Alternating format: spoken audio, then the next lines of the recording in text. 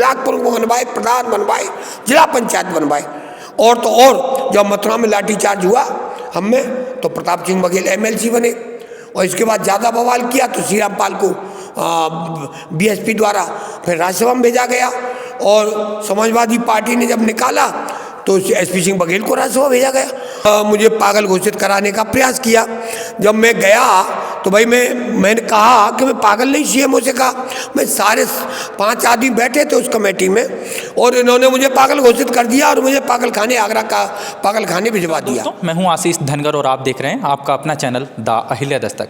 साथियों, आज हमारे साथ में जो मेहमान बैठे हैं इनके बारे में मैं जितना कहूं शायद उतना कम है, क्योंकि पूरे प्रदेश में धनगर मुद्दे की अलख जगाने का काम जेपी धनगर जी ने किया है। जी हाँ दोस्तों, जेपी धनगर जी नाम जरूर सुना होगा आपने, क्योंकि पूरे प्रदेश में अपने तीखे अंदाज के लिए जाने जाते हैं और आज हमारे साथ में बैठे हुए हैं। यह हमारा सौभाग्य है और लगातार हम तमाम मुद्दों को लेकर के एक के बाद एक तमाम लोगों से आपकी मुलाकात कराते हैं, कई नए चेहरों से आपको रूबरू कराने का प्रयास करते हैं।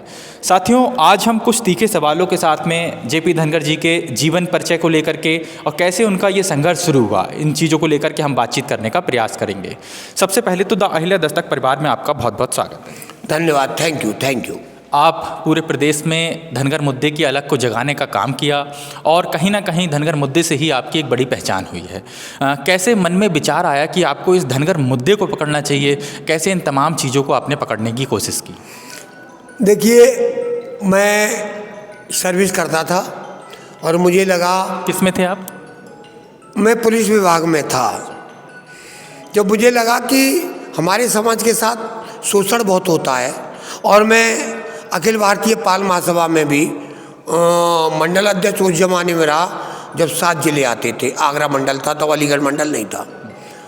करते करते मैं संगठन में काफ़ी जुड़ा, तो हमारे समाज पर कोई भी नेता, चमचागिरी वाले नेता थे हमारे समाज के, कोई बहुत बड़ा वो नहीं था। तो मैंने देखा कि क्या करना चाहिए। बहुत दिन रातों में समाज में ही रह के मैंने समाज सेवा शुरू की।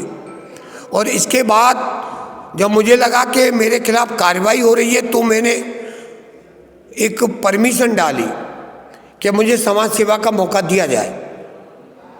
तो डीएम के यहाँ जब मैंने प्रार्थना पत्र दिया, डीएम साहब से मिला मैं आगरा, तो उन्होंने कहा भाई पुलिस वाले तो डीएम समाज सेवा नहीं करने का कोई होता है, न संगठन में भाग लेने का। तो मैंने उन्हें कानून पेश किया और कानून के बाद वो एसएसपी को भेजा गया। एसएसपी ने एसपीओ को भेजा, एसपीओ ने जांच की और कानून को सही पाया और अपनी रिपोर्ट दी। तो इस प्रदेश की, देश आज़ाद हुआ जब से आज तक का पहला उदाहरण है कि मैंने समाज सेवा की परमिशन ली और एक पाल महासभा का सक्रिय कार्यकर्ता बनने का उसमें मुझे सौभाग्य प्राप्त हुआ। मैं चलता रहा, लेकिन पाल महासभा चल नहीं रही थी। केवल अपना जो 1911 में बनी थी वो चल नहीं रही थी। केवल एक वो था फर्जी मामला कि इसके बहाने से हमारा पार्टियों में टिकट मिल जाए, हमारा प्रभाव बना रहे या हमें सम्मान मिलता रहे। जैसा कि आज आप देख रहे हैं कि 1911 से 114 साल हो गए, लेकिन पाल महासभा की कोई उपलब्धि नहीं है।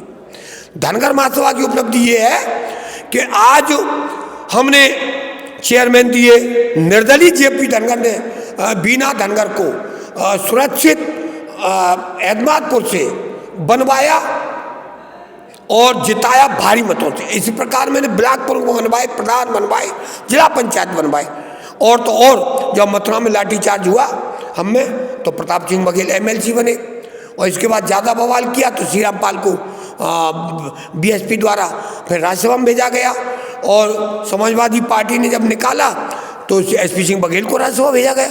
ये हमारी उपलब्धि है। कहीं ना कहीं आपने जैसे जैसे संघर्ष किया वैसे वैसे समाज को एक गिफ्ट मिलता रहा, तोहफा मिलता रहा सरकार के द्वारा। हाँ, तोहफा सरकार समाज को मिला, ये सही है, लेकिन हमें दबाने के लिए दिया जाता था।